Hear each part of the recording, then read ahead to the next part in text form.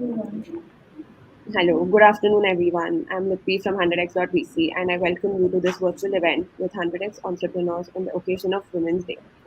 Today's women entrepreneurs do not come only from established business families or from the higher income sections of the population. They come from all walks of life and from all parts of the country. Women bring a different set of perspective to problem solving that can enhance the quality of the solution. Women bring a unique set of issues and experiences that can help in decision making, enhancing the quality of the decision. In this session, we will zero in on the outlook for women entrepreneurs and business leaders as they build their businesses back up and move forward in a time of resilience. As compared to India, which is only 7 out of 100 as women entrepreneurs, we at 100x have over 25% of our portfolio companies led by women founders. And we continue to thrive to support women entrepreneurs very much like our guests today. So we have with us four of our women entrepreneurs building solid businesses here today. Um, I would like to thank all four of you all for coming here today and joining me. And a very happy Women's Day to all four of you and all the women watching this live right now. Do you have them? So, hi, all of you all. How are Hi, you? everyone. Hey, Happy Women's Day to all of you. to you too. Thank you. Same to you. So, let's start by having a brief introduction from each one of y'all, and maybe you can tell our audience what y'all are building at your startup. We can start with Snigdha, followed by Preeti, Kanika, and then Niharika. Thanks. Thanks so much, Leepy. And I think, pretty great of us to be doing this on Women's Day where we can, bring a lot more light to not just women founders, but I think, almost three of us here work on different aspects of women's health, right? So I think that's pretty exciting to bring to the fore as well. I'm Snigdha. I'm the founder of Cora Health. Cora Health is a guided vertical marketplace primarily for health and nutrition products. The way we want to make a difference in the customer's journey is that we believe that there's a good amount of noise out there in terms of the different products, the claims that they make, and there's also a fair bit amount of non-standardization in terms of how different people put out their nutritional content, right? So the entire process becomes extremely say cumbersome for people who want to eat healthy. First of all, eating healthy is requires a motivation in itself, and then if you're asked to decode say 10 nutrition labels, I'm sure by the end of it you'll be like, I don't want to do it, right? So sort of I think that's been my journey as well. I personally wanted to sort of follow a healthy diet, and I wasn't able to do that. So we work with a team of in-house experts, and what we try and do is decode complex non-standardized nutrition labels to be able to simplify what the product stands for. I think we're one of the only places who also tells you how one product varies from another.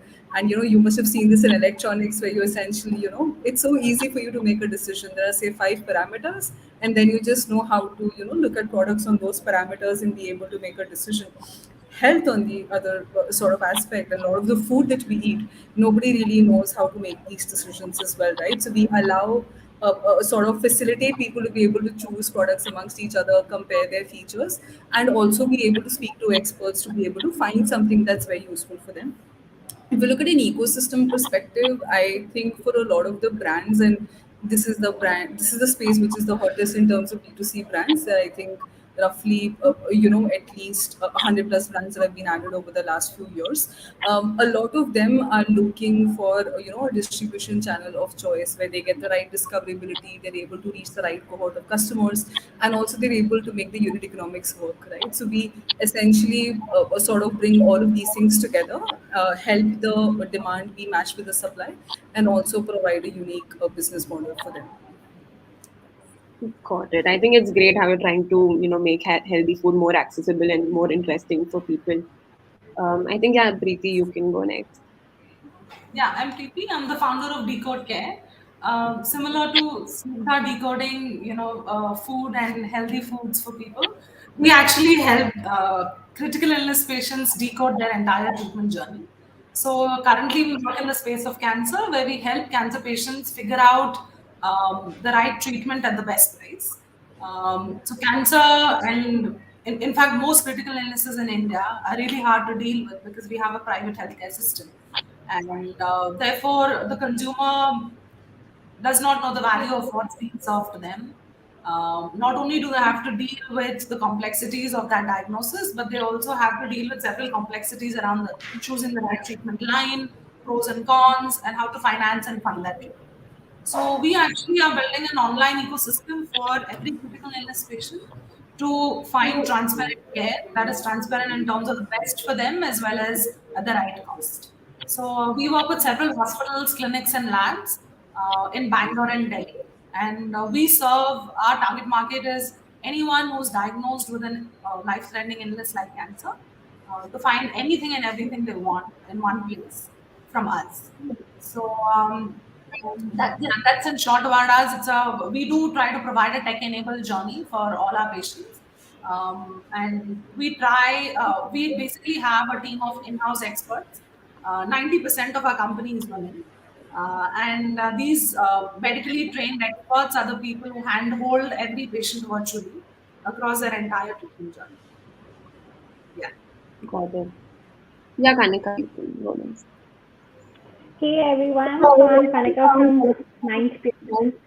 In short, we are basically making mental health a lifestyle so that maybe from tomorrow onwards itself, mental health will be discussed very openly in every household that we are in. So, in short, I will just tell you that at Mind Peers, we are making mental health a lifestyle. Got it. Moving forward to a sector which is not health, I think Niharika, you can introduce yourself. Sure. Hi, everyone. I'm Niharika. I'm one of the co-founders of Broomies. We provide trained and reliable domestic helps to Indian households. So, think of cooks, babysitters, house helps, cleaners, drivers. All of them trained, upskilled, documented, uniformed, coming to your house every day. So even though like I'm not like directly catering to health or mental health etc., but we're actually taking care of 93 million women who are in this sector. So getting them fair wages, getting them right working conditions, making them financially independent, getting them health insurance, easy access to loans while they're working. It's almost like, they, at the end of the journey, they should feel that they're almost in a government job. There's someone to hear them, give them those kind of perks and dignity that they've never gotten. So that's what we're really going after. I think it's a great step towards, women empowerment, from the basic level itself. So moving forward, while everyone talks about, the negatives, how compared to men, you're not treated equally and all that, let's try and start talking first about what has been the upside being a woman in your respective domains. Snigdha. I think being a woman, if you look at essentially overall women health, right? I think a lot of the times, a lot of women-oriented health issues were not brought to the fore. I essentially think that they do not have a space to talk, right? They do not have a space to be able to discuss this. They do not have a space where they could essentially come and ask that I want something that can help reduce my period cramps, right? Or I want something that can essentially, just allow me to reduce weight. Because for women, sometimes even discussing weight becomes a taboo, right? Why are you overweight in the first place? So there are a lot of things that I feel being a woman and personally going through a lot of this gave me a lot more deeper insights to be able to build something for it in the first place, right? I think just that first person experience is something that has sort of given me a lot of perspective, and that's again something that I'm seeing a lot of women founders who essentially are able to draw these insights from their personal experiences and build for a section which is probably pretty underserved till date. I agree. Yeah, Preeti, you can add on to this. Yeah. So unfortunately, we deal with cancer in our company, and 50% of cancers in India are actually women's cancers. Okay, so actually one in every two, the top two cancers are breast and cervical cancer. These are the most prevalent cancers, and therefore, just by default, most of the patients that we serve are women. And we realize that it's not by choice. Actually, it just happened that most of our medical counselors happen to be women, and they do a great job of actually delivering that promise of helping you with unbiased treatment advice and guidance. I think the entire emotional aspect of being able to connect with these patients at a difficult time, uh, it is a huge plus to be a woman founder as well as to have a strong woman team that's able to cater to this need because it is a sensitive end, right? And the other thing in terms of starting up as a woman, as a female founder, actually, I don't know how many of them would agree. I've actually had a very good experience, and I would in fact encourage more and more women founders to come forward. And I don't think I have any complaints in the way in the journey so far about being discriminated against or anything. On the flip side, I think I found the right support when I wanted and the right kind of people. I think times are definitely changing, and I wouldn't say it has been super hard for me as a female founder to run the company. I think that's good to hear. Like, the times are Yeah. changing now. Yes. Yeah, Kanika, you can add on. So I think, Lippy, you asked about what's the upside of being a woman entrepreneur, right? I personally feel, look, there are just two things that I would say. One is that when you're seeing more women entrepreneurs coming out, you're making an example for the society that even women can do it.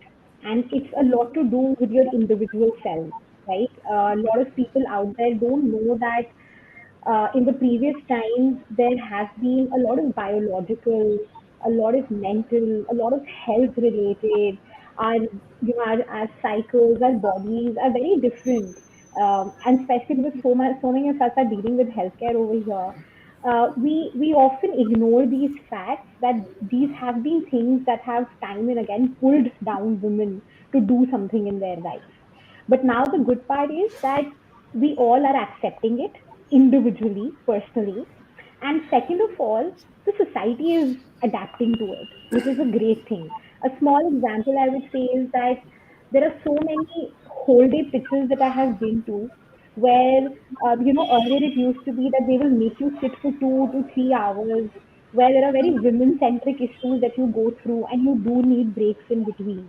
And a lot of times, if the room is just filled with I think we can't hear you properly, Kanika. Is it for everyone? male Yeah, there seems to be. stakeholders, they might not know what a Kanika, we can't hear you actually. Um, let's move on to Niharika, maybe. Yeah.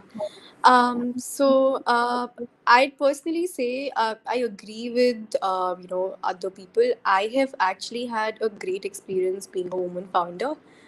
Even though like in my kind of sector, like a business which is operations heavy, you don't see a lot of women founders, and I don't know why because it's really not tough. Like why are women like not uh, tapping on these opportunities? I have had uh, the most supportive co-founders, the most supportive investors, and if there's anything that I've faced, it's probably like a certain kind of advantage that people take you more seriously, uh, you know, than any disadvantage. So I've had a great experience, and rightly, as said by others, I absolutely encourage all females to step up, explore, break stereotypes, and do things that others aren't doing. That's going to be good for you. Like try and do that.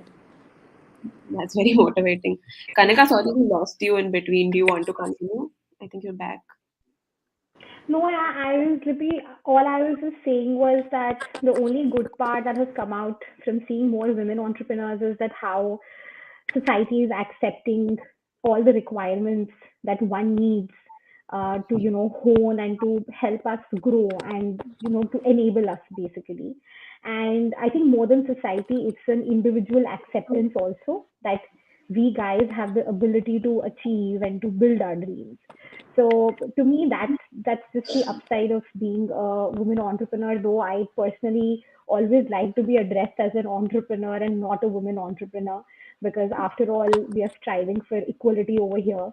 And yeah, but then I think that's just been the upside, that the way the society and we individually ourselves are adapting, to the changing times. Got it. So, even though you all said, there are more upsides than, the negatives, but has there been, any experience where, before when you started out, that time, like it was a little difficult, but now going forward, when the ecosystem is evolving and entrepreneurship is more widely accepted, do you see any changes, from when you started out and right now? Snigdha, you first. Yeah, yeah. So I think I've worked about 11 years now. For me, like Preeti, I think it's a much more evolved space now.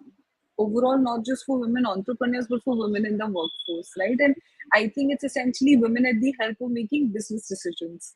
And that is something that I have seen miraculously change in the last 10 years. When I started out as a fresh graduate right out of MBA, I essentially started in sales and marketing roles, and I went into very traditional setups, and proper distributor points who would often not see women ASMs walk inside. And I think that there was definitely a discomfort in those people thinking whether, we would be as on point in understanding the geography and understanding the sort of, the brand space, or actually making business decisions, right? I think the access to commercial power is something that I'm extremely happy about, right? And that has overall changed in the entire workspace. I see a lot more women at the helm of, say, certain sales organizations, being able to take commercial decisions, being responsible for actually money in the system, right? And that, according to me, is a huge change. And I think that is something that I've seen shift from my time when I started off till now. That's good. Yeah, Preeti. Preeti, we can't hear you. I think in terms of change that I have seen, I think Smita touched upon a good point about women in commercial. So I myself have spent several years in a commercial role. So I'd like to touch upon a softer but very important aspect that women bring to the table. Is that just our EQ, when running companies. I think overall the organization's EQ is far better when there are women in the right places. And there was a lot of bias and perception so far, I think, about what women could or could not do, which could be something as simple as being labeled bossy, right? But then now, with more and more people coming forward into leadership positions, we see these perceptions are breaking. And we are seeing that we earn the respect that we get now. So I do see this shift is happening, and it's a great shift of perception that's happening, at least in urban India where we reside and work. I do see this is a very positive, encouraging thing that's happening so far. Yeah, I think even in the healthcare, like EQ that you touched upon, that is very important, especially in healthcare where there needs to be a little bit of personal touch for the customers. Yeah, going forward, Kanika, you can talk about it. Lippy, I personally feel there's a lot of work to be done, especially because at Mindpeers we cater to about 80% of women audience, and trust me, about 75 to 78% still go through a lot of self-esteem, a lot of bias issues, and all of those things. I feel top level, surface level, yes, things have transformed. All changes take time. It's a very big change that we are talking about, but I feel that this change is only prevalent in probably your top 1% metro cities. But if we are talking about the large population, the large audience, women are still facing a lot of biases. I'm not going to lie, and I'm going to make use of this platform, that initially when I had started with my first company, a lot of biases had come my way. A lot of times you would be asked about whether you have settled or not, when are you planning to get married, and all of those things. So if not to us, because we sit on the top 1% of that metro city landscape, if not to us, at least it's happening to the other 90% in some way or the other. And it's manifesting itself in in issues like confidence, self-esteem, are not getting enough knowledge, still facing societal pressures and all of that. So overall, I would say that there is still a lot of work that needs to happen. And if you talk about India as a country, our progress is very slow in that, to be honest. Like I'm going to be very upfront about that our transformation is happening, but it's slow. It needs to be much more faster. But then that's where women like us, or a lot of men out there as well who are supporting women like us. We need more of those, and us, people like us, who can, maybe make this transformation 100x, right? Yeah, I think that's my opinion about it. True. I think it's starting with tier one cities, and going forward, the change will come, everywhere.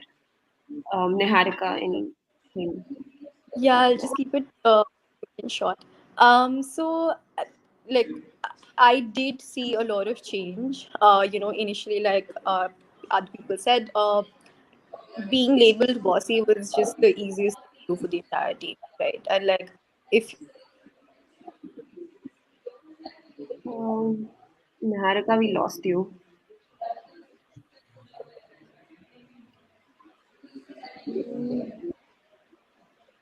We'll jump to the next question, I think.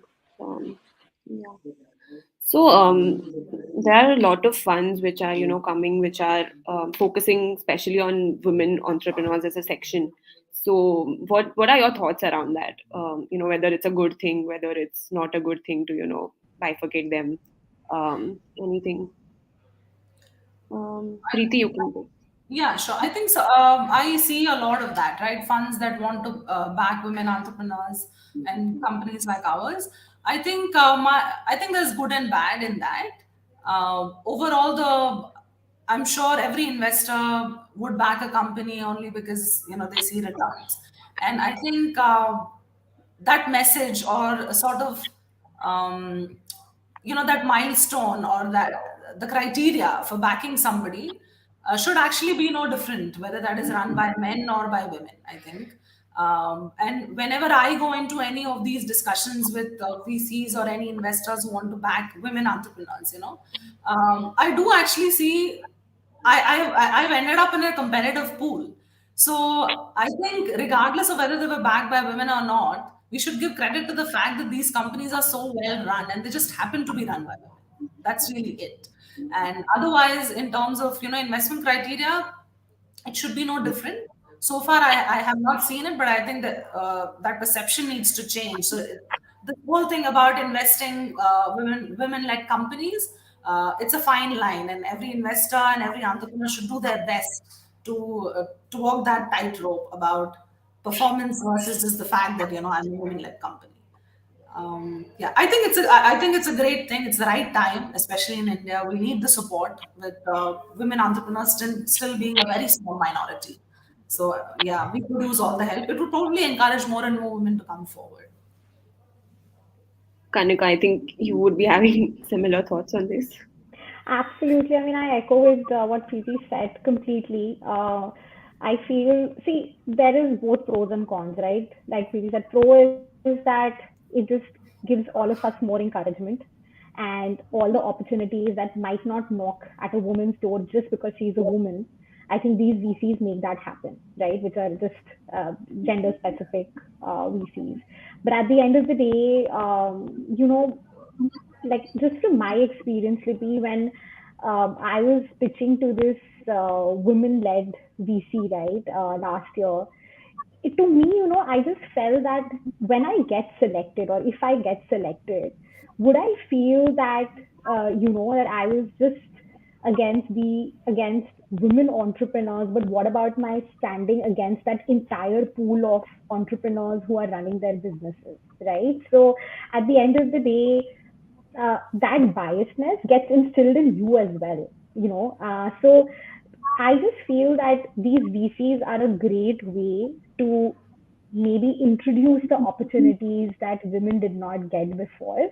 But as we go into the future, I feel that we might want to have it at an equal pedestal, which is that even a general VC should actually, or must give an equal weightage or the equal privilege to whosoever to whosoever the company is being run by. Because after all, at the end of the day, a founder or an entrepreneur is a founder or an entrepreneur, irrespective of the gender that they're identifying with. That's completely true. Snigdha, did you get the question, or do you want me to repeat it again for you? I can't hear you. I think you're still on mute. I'm sorry, do you mind repeating it once? Yeah, so I was just asking that, there are a lot of funds coming up which are, especially focusing on women-led businesses. So what are your thoughts around it? Like, is it a good thing? Is it not a good thing? Honestly, there is a very specific reason for women funds coming up, right? And I do have certain of these women who've invested in my company as well. I think, investing is one part of it, and that access to capital is extremely important. And I'm super happy to say that these days, access to capital in the country is pretty much at an equal footing, right? In terms of your traction, in terms of your concept. But I think there's this a little bit of aspect of mentorship and network that we're missing out here, right? If you look at most of the mentorship and access to this network, it was pretty much to people who were already a part of the ecosystem or already had money to give out or were in high places. Now, considering the fact that there are lesser number of women at the helm of this network, obviously the number of women who will then get represented over there sort of reduces, right? So I think this access to mentorship and network is something that sort of these funds are working on, and I think that's extremely the need of the hour today. For example, there are times where I would actually, want to engage with women founders to understand, say, some of the things that we could work together on, or say, have some best learnings that are discussed, right? I think sometimes, I'm not always saying that this happens all the time. Women get left out of these conversations, right? And I'm not talking necessarily about us. I'm talking about a lot of the women founders who probably not that, who probably not worked in corporate, or who straight out of college and they're still trying to figure out, right? So my opinion is that there is a lot of help that this provides, especially in early stage. I don't think I can comment on growth stage, but in terms of early stage, having these funds is definitely a very positive sort of impact on a lot of women entrepreneurs today. Got it. Niharika, I can see you now back. Yeah, I'll I just yeah, I'll just repeat this question for you as well. We were just talking about how there are new funds coming up, focusing on women. So, what are your thoughts around it? You've already heard from the three of them. So, Sure. No, I feel it's a good way to push the idea forward, because a lot of females won't even probably think about starting off. So when you see these kind of you know women focused funds coming up, you see that there is a special space for you, and that you rightly deserve to be there. So it's a good way to push it, but I think eventually it should almost be like every VC should, you know, give you an equal chance irrespective of your gender, right? So I'd like to see roomies being selected for it being roomies and it not being run by Niharika, female founder, right? So good way to start and push, but not the best way to probably progress further. very well said. So, I'll just move on to the last question now. So, what are your thoughts on women bringing a different problem-solving capability compared to men? And if you all have any experiences that you all can, maybe share on that. Preeti, you can go. Yeah, sure. I think this question is, being thrown open, and we are able to talk about this because earlier there were no women in these sessions. There was no view from women. Earlier there was only view from men and men, right? And now we are beginning to see that at least there's one or two women in the team when there is a discussion or anything of remote importance is being discussed. So diversity in all forms is important. Okay, so it doesn't matter what brings that diversity, right? Gender is one way to bring in diversity when you want to take the best decision, but diversity should come into every decision making, And if having more men and having more women in the mix can improve your decision making, then why not? Right? I think there are pros and cons about this whole left brain, right brain discussion that we can have about men and women. But I think overall, a well balanced decision deserves a good diverse mix, and you have no mix if there are no women. So I think what I have seen is we've just made wiser choices, both men and women being in the mix to take important decisions, and that's the way it should be. Yeah, any of you, Kanika?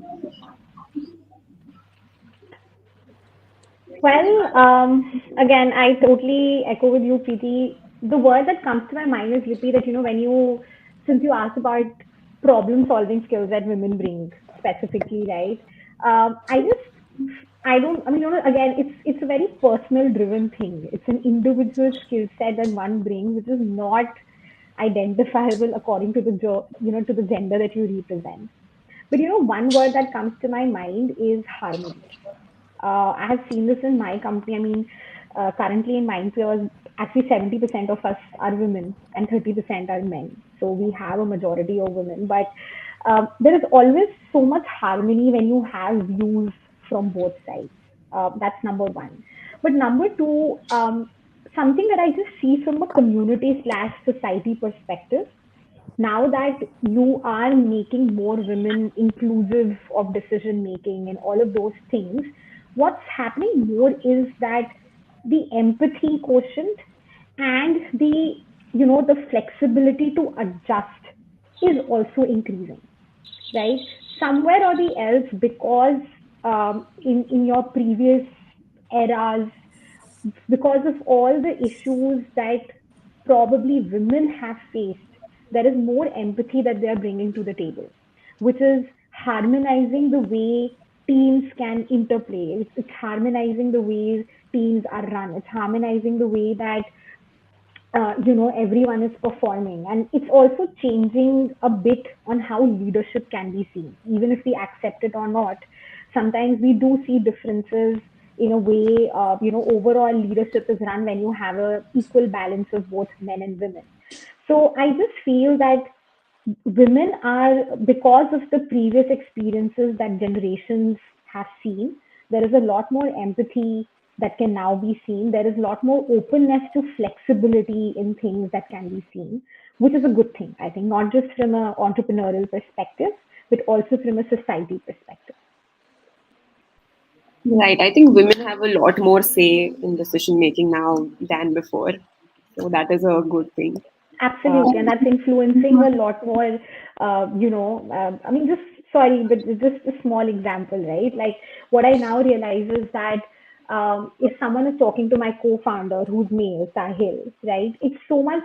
It's now easy for a colleague of mine who's a female to tell him that, look, I'm going through mood swings, or I need a holiday because I'm going through this situation. They don't have to cover it off, and they talk about it in the same manner as they tell it to me or as to Sahil.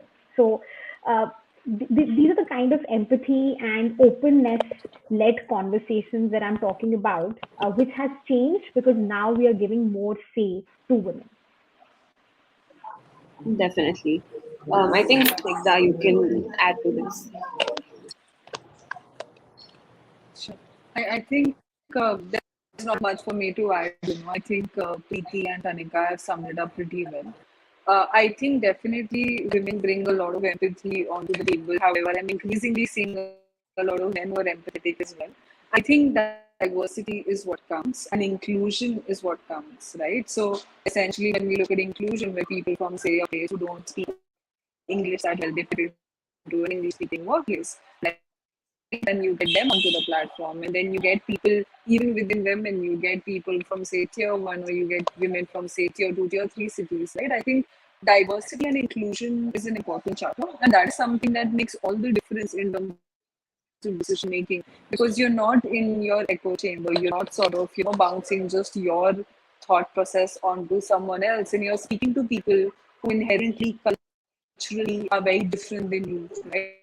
And I also realized this because there was a point of time when I think 60-65% of my company were women, that when it came to November and we had to talk about men's health, all of us were a little stymied because yes, we have men in the family, but neither of us knew that well as what these sort of health issues for men were. And that's when sort of we started getting so much more sort of inputs from the men in our team. And that's exactly why equal representation does matter. You need to be able to have that diverse point of view, right? However empathetic we are, I don't think that we can start representing someone else, right? And that's why I completely sort of agree in terms of having that diverse and equal representation. I think that's a great example. Diversity is more important rather than just focusing on, women or men. Yeah, Niharika, you can end. This is the last question. No, I think everybody's answered it pretty well from what all I could hear since my network has been great. But no, absolutely, diversity would matter so much more than just women inclusion in particular.